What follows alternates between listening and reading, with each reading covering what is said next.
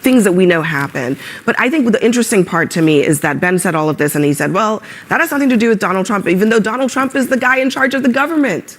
He's made a lot of things happen in this government. Why can't he make this one? Scott Jennings is so quiet. So unbelievable. I want to hear what Scott Jennings has to say. I'm sorry, I blacked out for the last 7 minutes. I have no idea what we're talking about. Another day, another CNN meltdown.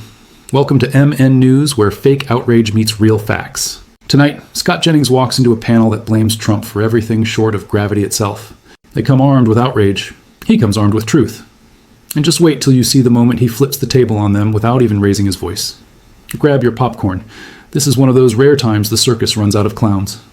It's going to go probably through courts, and they want to also protect the victims. Some of the redactions have to do with victims, you can do it and you in have to be able to 5 minutes. protect them. You can take it takes longer than 5 minutes. You take a Sharpie, and in 5 minutes you can wipe it out. It's going to take longer than 5 minutes. Let's not simplistic make it that simple. It's not that simple. 10 minutes. But the point that I'm making is I think what the people around Trump are saying that are hardcore conservative MAGA voters that voted for him was like, dude, you got to be consistent. But why won't Trump moving forward? Yeah. I'm advocating. Yeah, I mean, look, I think he should make it transparent. Everything because that there are people that should have gone to jail that didn't go to jail, and there's people that probably should have been prosecuted that didn't. And the fact that this was so big and that no one went to jail but one person is still insane. I mean, look, everything that you just said is generally correct, that nobody really was held accountable for what things that we know happen. But I think the interesting part to me is that Ben said all of this and he said, well, that has nothing to do with Donald Trump, even though Donald Trump is the guy in charge of the government.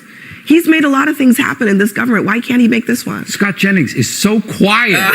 So unbelievable. I want to hear what Scott Jennings has to say. I'm sorry, I blacked out for the last 7 minutes. I have no idea what we're talking about. Taxation? Hello. Here's what I think. The president has said out loud now, if we have credible information, release it. I took that as instructions. What I don't know is, what does that mean at the Department of Justice? Because I assume there are some things that can, there are some things that can't. Like you guys were just talking about, there are some things that would have to be redacted. It's opaque to me what credible means in the realm of what a Department of Justice can do. They normally don't release things that have names of people who are not being charged with crimes. I've heard Democrats say, well, we need to do away with that rule and release it all. That seems like a bad precedent to set to me. But it strikes me that we're somewhere in between Trump saying, I want credible things released, and the Department of Justice trying to figure it out. My political advice is whatever you're going to do, something, a little bit, nothing, whatever you're going to do it as quickly as you can. And put this to bed, because until you do something, it won't stop. When Pam Bond is to care about inflation and its dual mandate is to care about employment, in a world in which it starts to look like the Fed has become politicized and is making decisions about the interest rate trajectory because the president is telling them to, that's a world when markets start to get quite nervous because the fundamental soundness and security of our economic system is under attack. And there are places in the world, obviously, where that happens. And it's not pretty, Scott. So here's what I think. The president has made it perfectly clear that he thinks the interest rate should be lowered. He thinks he's doing a great job, and I agree, on getting the economy back on track. We have investments. The market's doing okay. Get the tax rates now permanent. So he's doing what he can do, but he thinks the failure of the Fed to lower interest rates is holding back the American economy. So he's made that view perfectly clear. The people elected the president to get the economy back on track. I know he said he wasn't going to fire him today, but I 100% believe the possibility remains that he may want to do it. And I think Powell may need to think about resigning, or he's going to get run over. Well, let me just... I had to take a step back and look again at the history between Jerome Powell and President Trump, because most people still don't understand what really happened. Trump handpicked Powell in 2017 to help fuel America's comeback. But almost immediately, Powell started doing the opposite, hiking interest rates again and again while inflation was practically non-existent and the economy was humming. Trump saw the danger early, called it out, and warned it would stall growth. He was right. The media, of course, lost its mind, pretending a president questioning bad policy was somehow attacking democracy. Give me a break. Presidents have always pushed back on the Fed when American jobs and growth were on the line. Truman did it, LBJ did it, Nixon did it, even Reagan clashed with Volcker. Trump's only crime was saying out loud what every leader before him knew. When the Fed chokes the economy for no reason, Americans pay the price. Remember that 2018 and 2019, Powell raised rates to get ahead of inflation that never came. Growth slowed, businesses suffered, and guess what? Trump was proven right.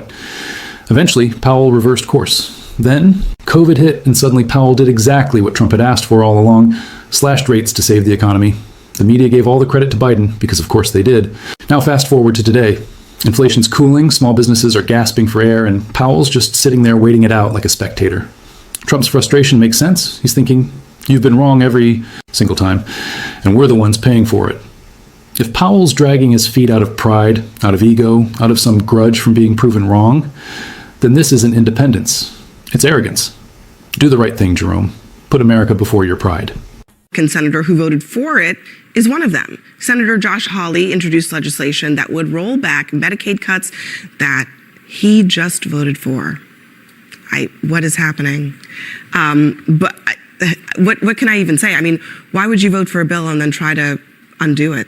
Well, there's a lot of stuff in the bill. Perhaps just symbolically. I mean, my guess is he would say there's a lot of stuff in the bill that he did like, such as making the tax rates permanent, investing in the southern border, energy deregulation. I mean, look, this was the president's domestic policy agenda on which he ran and won the national popular vote. So there was good reason for virtually every Republican to vote for it. Hawley had long said he didn't like the Medicaid part of it, but he voted for the rest of it. I don't know where this idea is going to go. But I'm still of the opinion that this is stuff you can run on.